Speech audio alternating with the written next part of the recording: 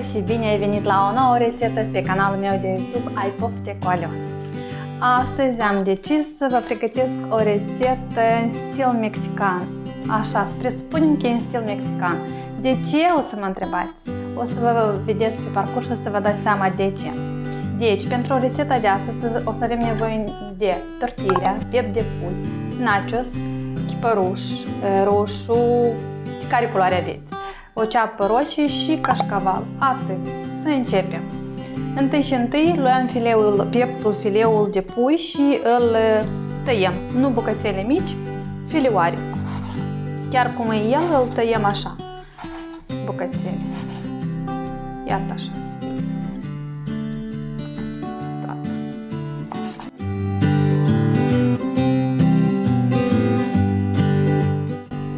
Am 3 jumătăți.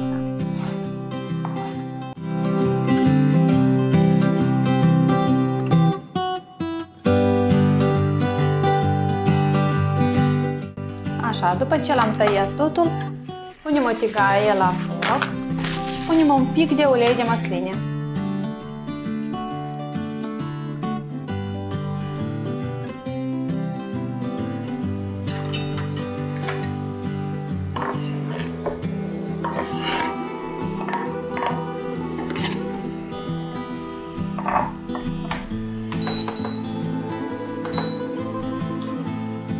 Am pus carnea la prăjit și o rumenim un pic să fie gătită. Nu adăugăm sare, nu adăugăm nimic, nici ingredient nu adăugăm.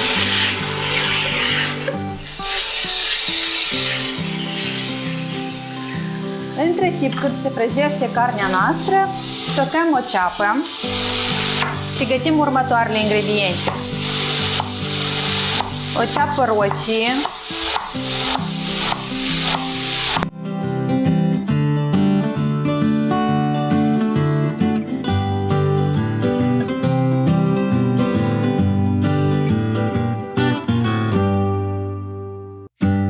mai departe luăm un ardei, la fel îl tocăm filioare, firele.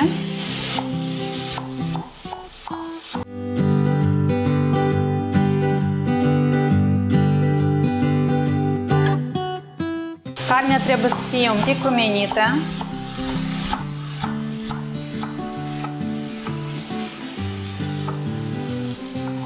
Și apoi lăsăm să se rumenească bine.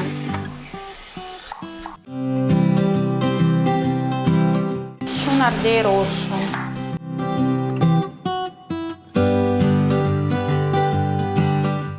E bine la rețeta dată să luați culori diferite la ardei, fiindcă dă o nuanță foarte frumoasă la rețeta dată.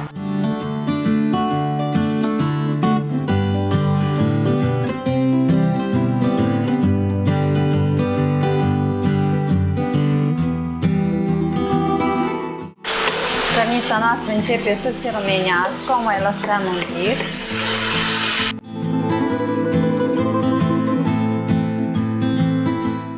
Deci am prăjit cărnița și o mutăm într-o farfurie. Așa. Mai departe, tot în tigaia dată, mai adăugăm un pic de ulei de măsline. Dăm foc un pic mai încet și adăugăm ceapa.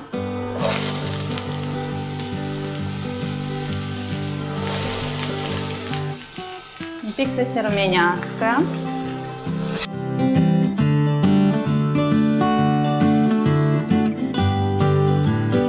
Pic de ulei, că e puțin, așa.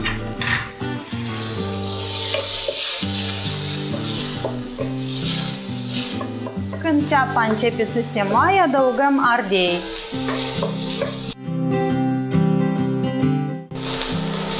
Ceapa s-a înmuiat un pic și adăugăm, precum am spus, ardei.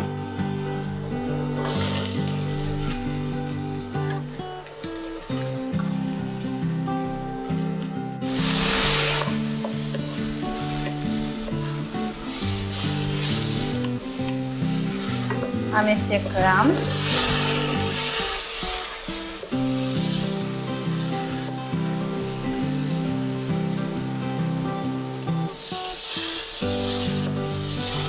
Și iată, acum adăugăm sare,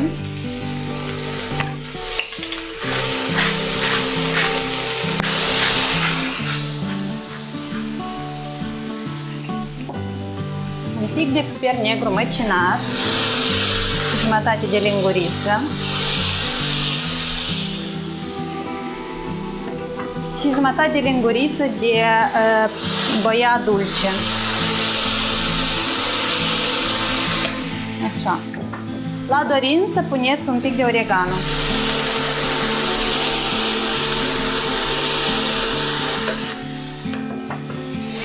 Și amestecăm. Lăsăm la prăjit până se înmoaie ardeii noștri un pic.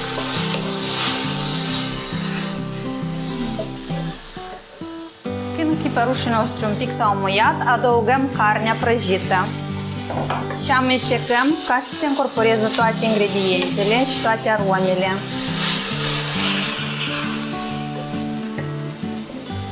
Și mai lăsăm în jur de 1 minută, 2 și o strângem.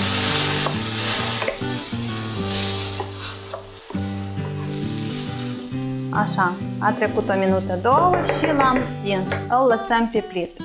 Acum o să avem nevoie de alt vas și de o tigaie. Așa, pentru tigaia noastră avem nevoie de tortilla ca să asamblăm toată compoziția noastră frumoasă. Așa, aici am 6 tortille și le aranjăm în felul următor. Doar jumătate în tigaie și jumătate în afară. O să meargă așa 4 tortille, jumătate afară și jumătate înăuntru.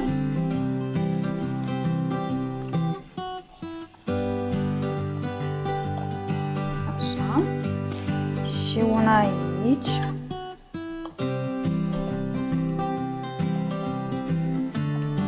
Așa. Și una la fund. Iată așa. Acum, peste prima tortilla noastră punem cașcaval. Mult cașcaval.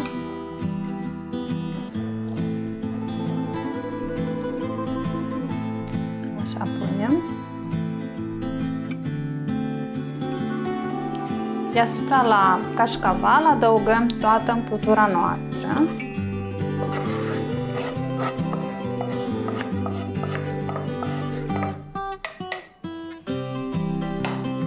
Și o aranjăm pe toată suprafața. Deasupra la împlutura noastră o să avem nevoie de niște nachos, de care o să aveți cu aromă, fără aromă, și punem deasupra.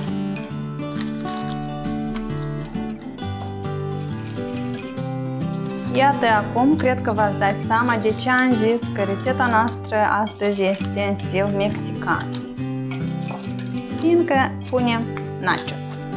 Am pus nachos și acum punem deasupra, punem restul cașcaval. La fel, mult cașcaval.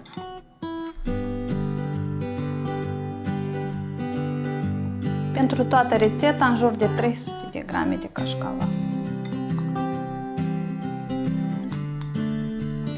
Așa.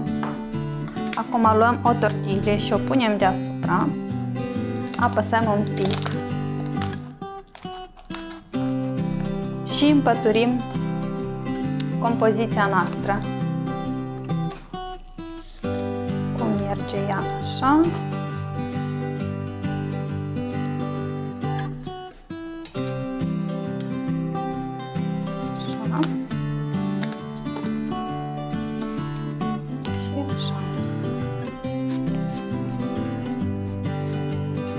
Iată, în felul următor și luăm un capac mai mic decât vasul nostru, eu am așa, și îl punem așa deasupra și apăsăm un pic. Și în felul următor îl punem înapoi pe plită. Foc încet câteva minute, ca ea să se rumenească un pic de sus. Fiindcă toate ingredientele în rest, toate sunt gătite, doar așteptăm să se topească cașcavalul. Am ținut pe o parte și pe cealaltă cam întors-o câte 5-6 minute, nu mai mult, să se rumenească și între timp cașcavalul se topește. Acum, haideți să o întoarcem.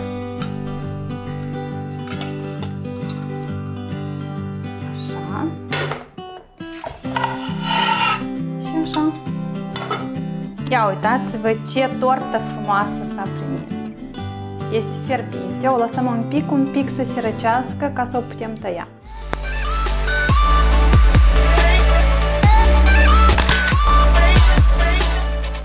Un minut, două, nu mai mult. Și încercăm să o tăiem. Este crocantă.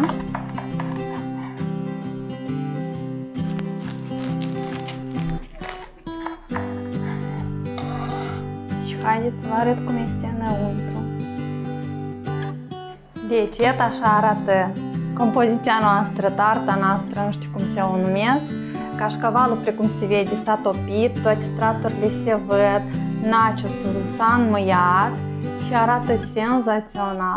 S-a prunit foarte crocantă și o gustăm.